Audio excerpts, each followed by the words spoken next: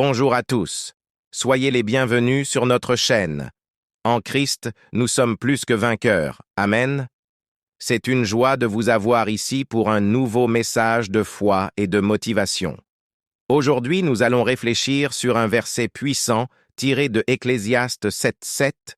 Ne te hâte pas de t'irriter dans ton esprit, car l'irritation repose dans le sein des insensés. Avant de commencer, abonnez-vous à la chaîne. Laissez un like et activez la cloche pour recevoir d'autres messages qui peuvent transformer votre vie. Un monde sous pression. Nous vivons dans un monde où la précipitation et la pression nous entourent constamment. Des situations stressantes surgissent chaque jour, et bien souvent, notre première réaction est la colère. Pourtant, le sage Salomon nous avertit dans ce verset. La colère ne doit pas guider nos actions, car elle habite le cœur des insensés.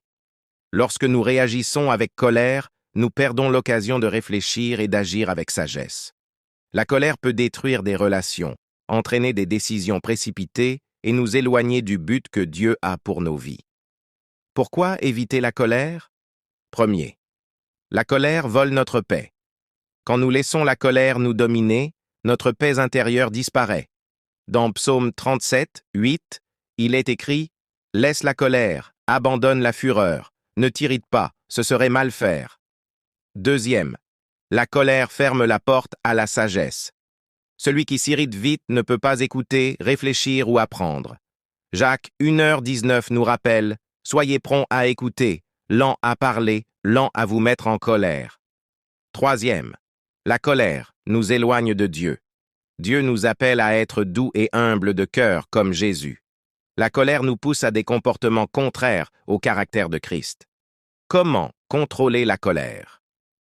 Premier, respirez et priez.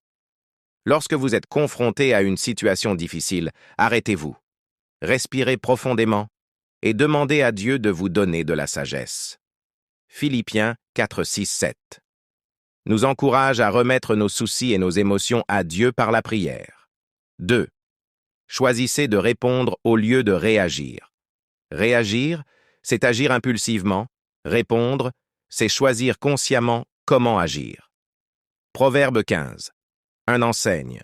Une réponse douce calme la fureur, mais une parole dure excite la colère. Troisième. Cultivez la douceur. La douceur n'est pas une faiblesse, mais une force maîtrisée. Lorsque nous sommes doux, nous reflétons le fruit de l'Esprit Saint dans nos vies.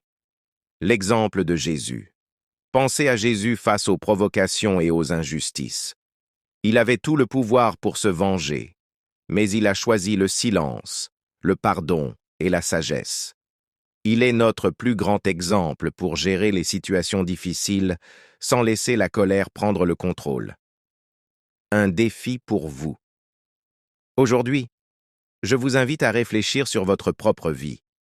Y a-t-il des situations ou des personnes qui provoquent en votre colère? Comment pouvez-vous répondre à ces situations avec sagesse et grâce au lieu de céder à la colère? Choisissez de remettre ces domaines entre les mains du Seigneur et demandez-lui de vous aider à grandir en patience et en douceur. Ecclésiaste 7:9 nous rappelle que la colère est un poids lourd qui mène à la folie, mais Dieu nous appelle à quelque chose de plus grand, vivre en paix, avec sagesse et maîtrise de soi. Si ce message a touché votre cœur, laissez un like, partagez-le avec quelqu'un qui en a besoin et abonnez-vous à la chaîne pour plus de messages édifiants. Que Dieu vous bénisse abondamment et vous donne la sagesse pour vivre avec calme et équilibre dans toutes les situations. À très bientôt pour une nouvelle vidéo.